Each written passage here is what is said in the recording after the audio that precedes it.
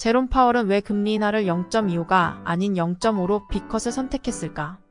제롬 파월 연방준비제도 FED 의장이 금리 인하 폭을 0.25%가 아닌 0.5%로 결정한 주요 이유는 경제의 급변하는 상황과 불확실성 때문입니다.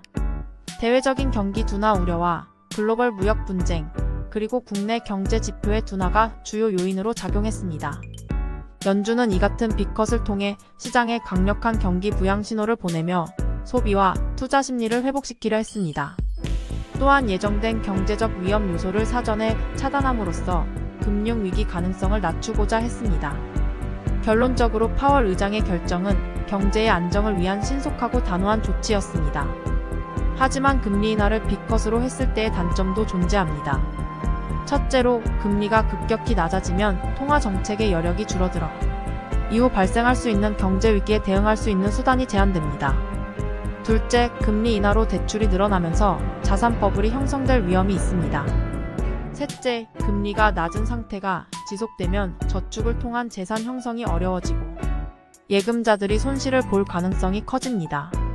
마지막으로, 저금리에 따른 통화 약세는 수입 물가를 상승시켜 인플레이션을 유발할 수 있습니다. 이와 같은 단점들을 고려할 때 금리 인하 결정은 신중히 검토되어야 합니다. 금리 인하가 서서히 진행될 경우 유동성 자금의 투자 방향은 여러 요소를 고려해야 합니다. 부동산은 안정적인 수익을 기대할 수 있지만 초기 투자 비용이 크며 경기 상황에 따른 가격 변동이 클 수 있습니다.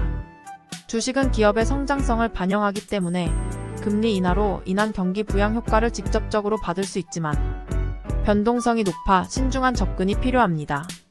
코인은 높은 수익률을 기대할 수 있으나 변동성과 리스크가 매우 크기 때문에 경험 많은 투자자에게 적합합니다.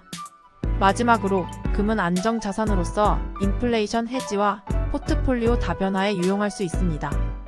결국 투자자의 리스크 감내 능력과 재정 상태, 장기적 투자 목표에 따라 가장 적합한 투자처를 선택하는 것이 중요합니다.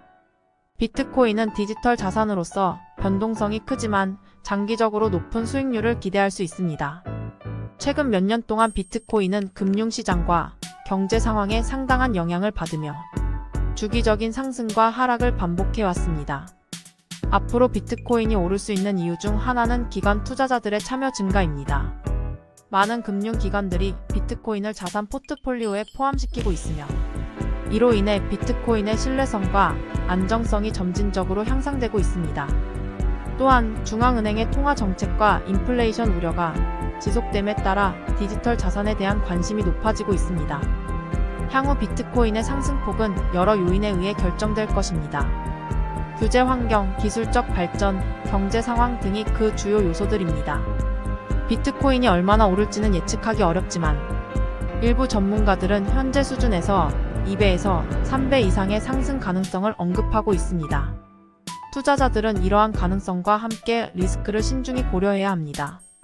비트코인이 상승한다면 메이저 알트 10대 코인을 투자하는 것은 좋은 선택일까? 비트코인이 상승할 경우 메이저 알트코인에도 긍정적인 영향을 미칠 가능성이 큽니다. 많은 알트코인들은 비트코인과의 상관관계가 높아 비트코인의 가격 상승 시 함께 상승하는 경향이 있습니다.